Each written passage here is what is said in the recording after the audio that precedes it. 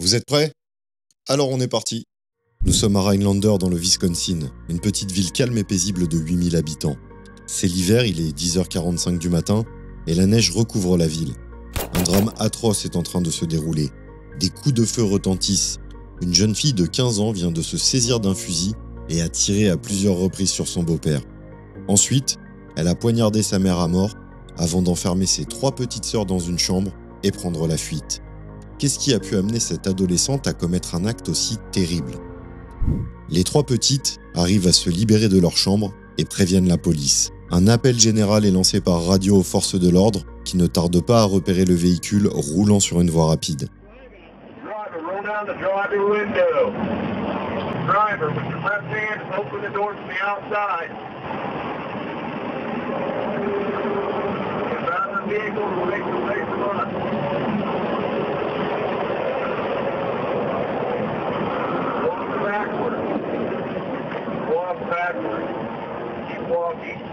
Keep walking. Keep walking. Keep walking. Keep walking. Keep walking. Keep walking. Keep walking.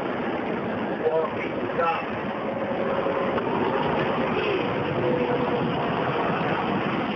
Left leg over, keep your head back. Left leg over, sir. Maintain hand and left finger.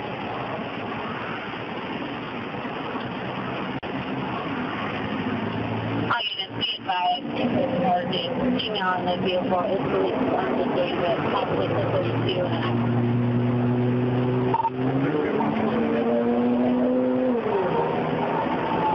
we're actually felony stop now, one female detained, and on the passenger.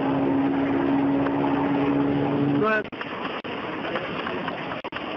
Anybody else in the vehicle? Anybody at all? Any weapons or anything like that? Yes, I know about. Just a knife on her?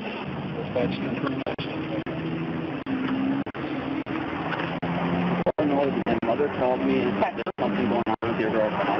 I don't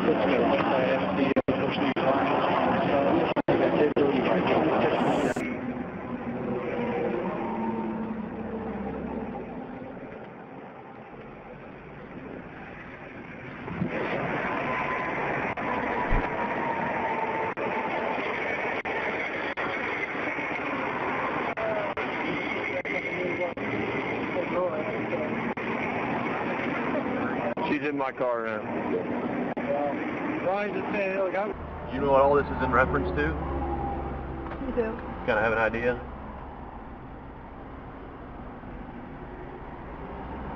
I'm assuming for the murder. You what? I'm assuming for what you guys are calling the murder. Yeah. Yeah, for the investigation of that. I didn't mean to kill her. One female detained en route to jail, beginning mileage 16279. Bonjour à tous, c'est SH. Aujourd'hui, une vidéo où vous allez vous demander si votre soutien ne va pas aller à cette jeune fille qui vient de se faire arrêter pour un double homicide. On peut se poser la question, qu'est-ce qui l'a amené à faire ça? Un contexte de vie, la façon dont elle a grandi? À vous d'en juger et de me le dire dans les commentaires. Avant ça, laissez-moi vous remercier, on est de plus en plus nombreux sur la chaîne, et pour ceux qui passent voir toutes les vidéos et qui ne l'ont pas encore fait, n'hésitez pas à vous abonner, à liker et à activer la cloche pour aider la chaîne à grandir. J'espère que vous passerez un bon moment en regardant cette vidéo, et comme dirait une de mes homologues de YouTube, cessons les digressions ici et maintenant, et bienvenue pour cette nouvelle histoire de crime. D'ailleurs, si vous avez reconnu cette youtubeuse, n'hésitez pas à m'écrire son nom dans les commentaires. Let's go!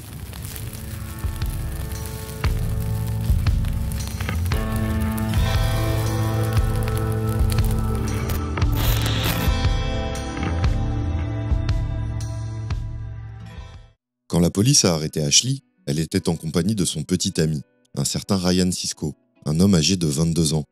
La première hypothèse de la police est que Ashley s'est disputée avec ses parents à propos de sa relation avec cet homme. Selon les enquêteurs, les parents n'acceptaient pas la relation, et c'est ce qui aurait poussé Ashley à commettre ce crime. Est-ce que cette jeune fille, ressemblant à n'importe quelle adolescente, est vraiment un monstre?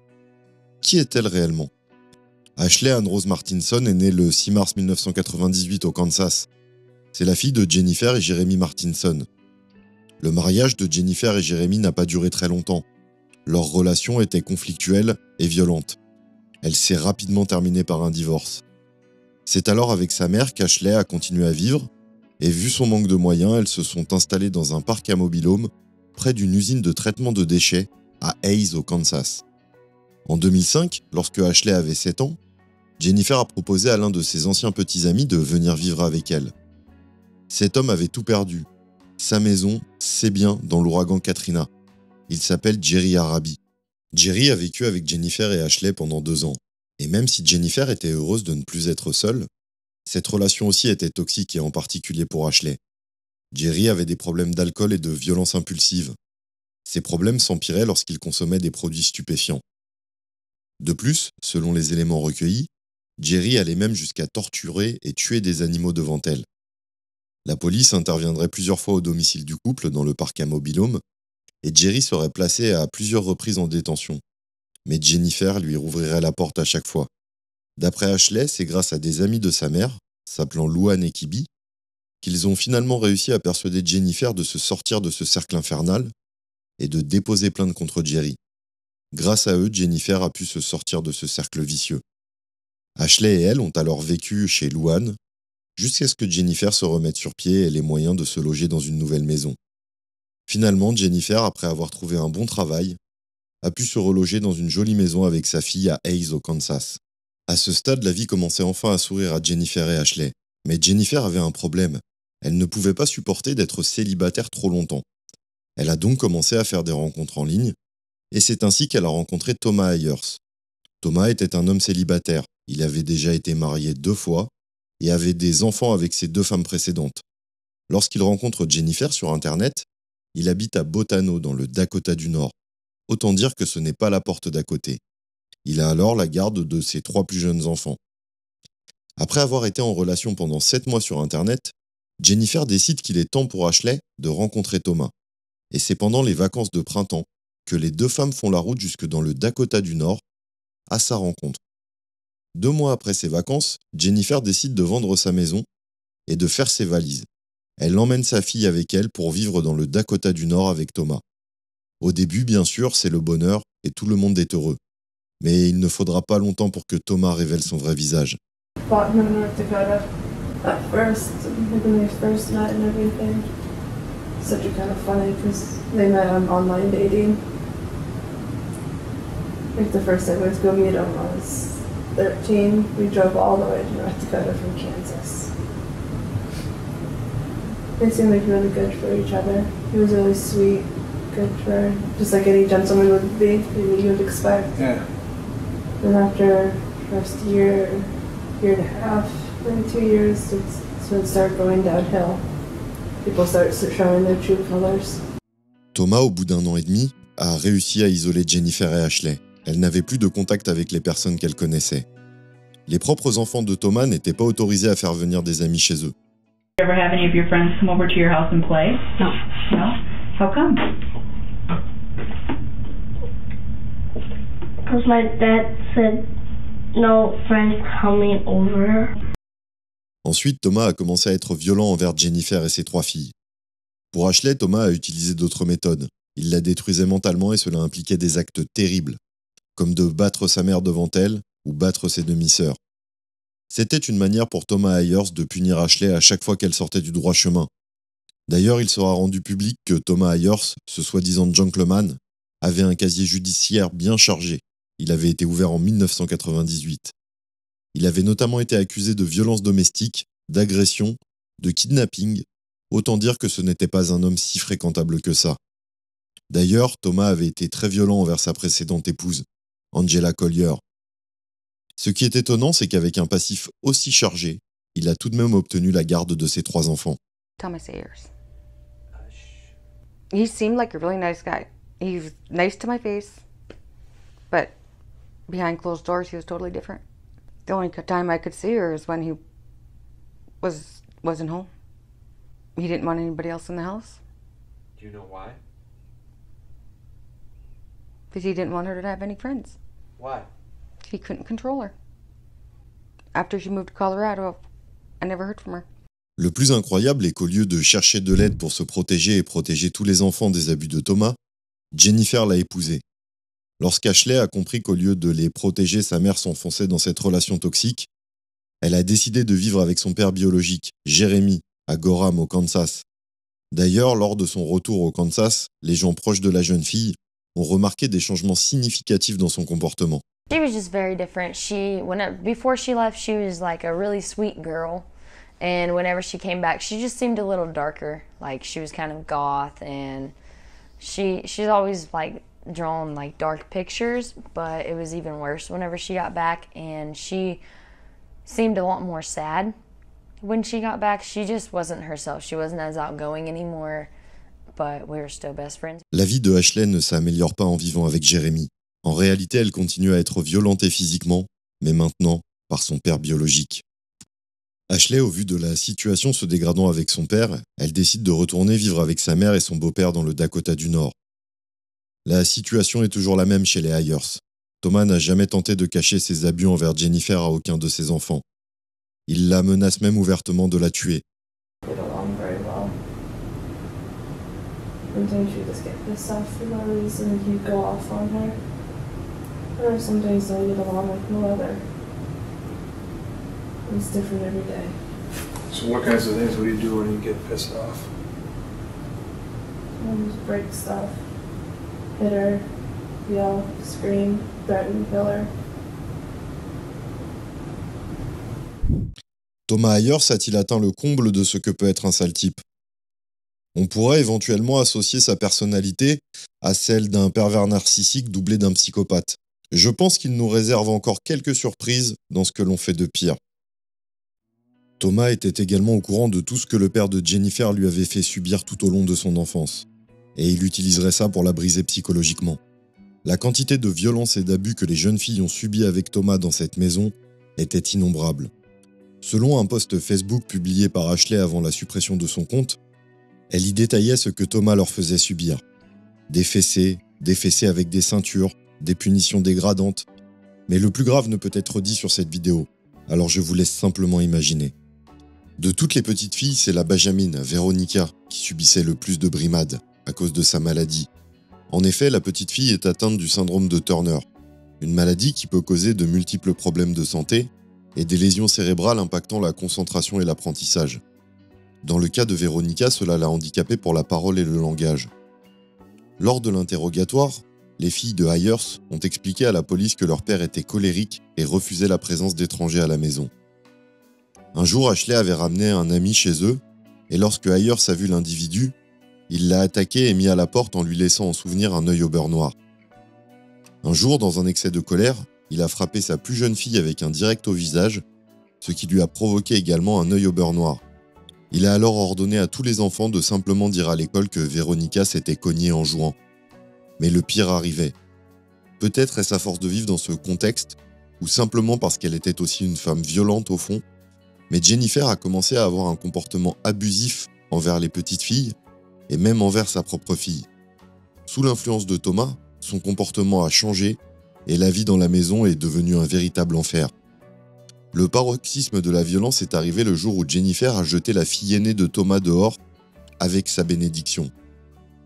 Malgré une situation folle, Jennifer et Thomas ont décidé d'avoir leur propre enfant et la petite Amanda est venue au monde. Selon Ashley, il ne fallut pas beaucoup de temps avant que Thomas ne devienne agressif envers le bébé. Durant les échanges avec la police, les filles révéleront que c'est d'ailleurs Amanda qui a reçu le plus de fessées de la part de Ayers. Le principe de Thomas Ayers était de bien faire comprendre que c'était lui le chef et que quiconque lui désobéissait en subirait les conséquences. Aux alentours de juin 2014, la famille de Ashley a déménagé à Rhinelander dans le Wisconsin. Au vu de la loi de cet État, Thomas ne devait pas posséder d'armes suite à ses nombreux antécédents et condamnations. Pourtant, chez lui, c'est une véritable armurerie, avec des armes dispersées dans toute la maison. La situation continuait à dégénérer. Jennifer était devenue jalouse de sa fille Ashley, au point de vouloir l'expulser aussi du domicile. L'ambiance dans cette maison de l'horreur ne faisait qu'empirer. Peu de temps après avoir déménagé dans le Wisconsin, Thomas a ramené 2 petits chiots bergers allemands dans leur foyer. Mais ils n'ont pas survécu longtemps. Et comme tous ceux qui vivaient sous le toit de Thomas, ils ont subi sa colère. Les chiens n'avaient pas suivi les règles, alors il les a froidement abattus malgré les supplications des enfants. Ashley extériorise ses démons au travers de 2 passions. La première, le dessin. Elle dessine des personnages dérangeants et sombres, et la seconde, en écrivant des poésies, dark et morbides.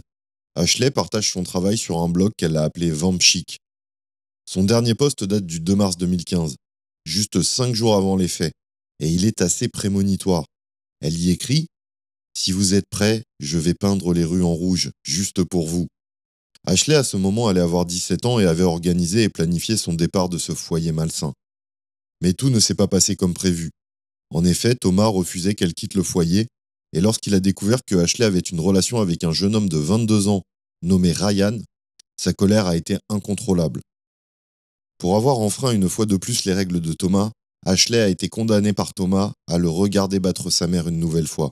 Après cette scène, Ashley est allée dans sa chambre et a envoyé un message à son petit ami Ryan, dans lequel elle lui disait à quel point elle voulait tuer Thomas.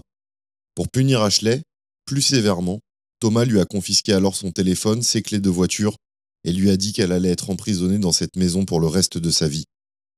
Ashley, se sentant piégée et ne voyant aucune issue à l'enfer qu'elle vivait, elle a attrapé un fusil de chasse que Thomas avait laissé dans le couloir de l'étage, près de sa chambre. Elle s'est assise sur son lit et a mis le canon du fusil dans sa bouche. Et elle hésitait et n'était pas encore passée à l'acte quand Thomas a frappé à la porte de sa chambre. Toujours selon les déclarations d'Ashley, à ce moment-là, elle a paniqué. Et lorsque Thomas a ouvert la porte de la chambre, elle l'a visé et a appuyé sur la gâchette. Elle est alors descendue à la cuisine et a lâché le fusil qui est tombé sur le sol. Jennifer, alertée par les coups de feu, a accouru pour voir ce qui se passait. Elle est arrivée au moment où Ashley a lâché le fusil sur le sol. Elle est alors montée à l'étage et a trouvé Thomas couché dans le couloir, à proximité de la porte de la chambre d'Ashley, avec une importante blessure au cou. Terrifiée, Jennifer a attrapé un couteau décoratif qui était accroché au mur à proximité. Ashley a bien essayé d'expliquer à sa mère ce qui s'était passé, mais vu l'état de choc des 2 femmes, elle n'arrivait pas à se comprendre, et Jennifer s'est mise à crier violemment sur Ashley. Jennifer a dit à Ashley que tout ce qui venait de se passer était de sa faute. Étonnamment, Jennifer ne lâche pas le couteau et se met même à poursuivre Ashley dans le salon avec. Ashley aurait tenté de prendre le couteau une première fois à sa mère, et c'est à ce moment qu'elle lui aurait entaillé le bras pour la première fois. La seconde tentative sera la bonne pour Ashley. Elle se saisira du couteau et se mettra à poignarder sa mère. Ashley déclarera à la police qu'elle s'est battue pour sa vie et qu'elle était effrayée. L'enquête des policiers va déterminer que Ashley a été coupée à plusieurs reprises par sa mère avant de saisir le couteau. Avec la colère, Ashley a poignardé sa mère à plus de 30 reprises. Complètement déboussolée et dans un état second, Ashley est allée dans sa chambre s'asseoir au pied de son lit. Elle était dans un autre monde. Mais c'est quand elle a entendu du bruit dans la maison qu'elle s'est rappelé que ses petites sœurs étaient dans le salon. Elle les a trouvées assises dans le canapé et a essayé de les distraire avec des dessins animés à la télé. Pendant ce temps, elle est montée se doucher pour se débarrasser du sang qu'elle avait sur la peau et a changé ses vêtements également tachés de sang. Après ça, elle a soigné ses blessures et a nettoyé le couteau qu'elle a posé sur le rebord du lavabo de la salle de bain. Elle est redescendue voir ses petites sœurs. Elle a alors décidé de les emmener dans leur chambre et leur a donné des gâteaux, des jus et un téléphone portable. Elle a ensuite bloqué la porte de la chambre pour qu'elles ne sortent pas et ne voient pas les corps de leurs parents sur le sol. Dans l'urgence de quitter le domicile et d'organiser sa fuite, elle s'est rendue dans l'endroit le plus proche et le plus sûr auquel elle a pensé. Chez son ami du lycée, Jonathan Rasmussen, qui vivait juste en bas de la rue. Là-bas, son petit ami Ryan les a rejoints. De là, ils ont pris la décision de se rendre au Tennessee, état d'où est originaire Ryan. Ils sont alors retournés chez Ashley pour récupérer le véhicule de Thomas et partir avec. Ryan n'était pas au courant du drame qui s'était produit dans la maison, jusqu'à ce qu'Ashley lui raconte alors qu'ils étaient sur la route. Selon Ashley, elle n'avait pas prémédité son crime, et tout ce qu'elle souhaitait, c'était quitter cette maison de l'enfer. Le procès de Ashley a débuté en 2016, environ 1 an après les meurtres de Jennifer et Thomas. Elle avait 17 ans au moment des faits, la justice a donc décidé de la juger comme une adulte. Elle a été reconnue coupable de 2 homicides volontaires au premier degré. Elle a également été reconnue coupable de séquestration et d'abandon d'enfants pour avoir enfermé ses petites sœurs et les avoir laissées seules. Bien que Ashley ait tout avoué aux enquêteurs, ses avocats lui ont conseillé de plaider non coupable, dans l'optique de plaider l'aliénation mentale afin d'obtenir une peine fortement réduite. Les avocats espéraient que la peine serait clémente en s'appuyant sur les abus qu'Ashley avait subis de ses parents tout au long de sa vie. Quant au procureur du comté, Lui, il souhaitait que Ashley purge une peine de 40 ans minimum pour les faits.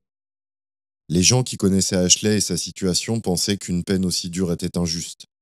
Finalement, un accord a été proposé. Cet accord la condamnait à purger 23 ans de prison. Elle accepta et plaida coupable. Selon le juge, à aucun moment Ashley n'a eu à faire le choix de tuer ses parents, sa vie n'ayant pas été en danger. Même si Ashley a subi de nombreux abus, cela ne justifiait pas son acte pour le juge. Il a appuyé sa décision en précisant que la Cour ne peut laisser penser aux citoyens que l'homicide même provoqué par une situation d'abus peut être toléré. Ashley a donc été emprisonnée dans l'institution correctionnelle de Teshida dans le Wisconsin, une prison de sécurité maximum pour femmes, afin d'y purger sa peine. En juin 2017, l'avocat d'Ashley a tenté de faire réduire cette peine. Il a mis en avant que le jour des crimes, elle n'était pas en capacité de prendre une décision rationnelle au vu de son contexte familial. Mais le juge a rejeté la requête et Ashley continue à purger sa peine en attendant patiemment le jour où elle pourra retrouver la liberté et ses petites sœurs. Quant aux 3 petites sœurs d'Ashley, elles ont été déplacées en famille d'accueil le 8 mars 2015, le jour du drame. Est-ce que vous pensez réellement que la condamnation de Ashley est en cohérence avec son histoire? Donnez-moi votre avis dans les commentaires. Lâchez-vous. Pour information, l'État du Wisconsin a chiffré à 44 000 le nombre d'abus faits sur des enfants en 2020. Ce chiffre était redescendu à 34 000 en 2022 et actuellement il est en hausse. N'hésitez pas à liker la vidéo, à vous abonner. Quant à moi, je vous dis à très bientôt pour une nouvelle histoire de crime. C'était SH. Bye bye.